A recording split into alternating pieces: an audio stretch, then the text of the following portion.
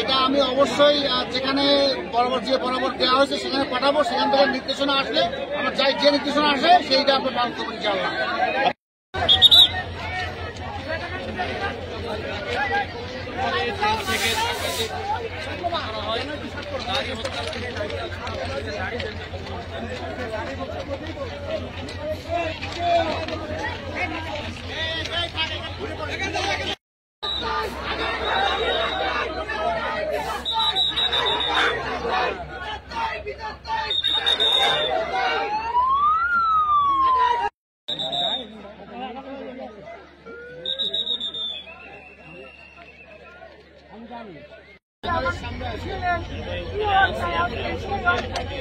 কেন্দ্র করে আমার ছেলেকে ছেলের ভিতর থেকে ধাক্কা দিয়ে তুলেছিল।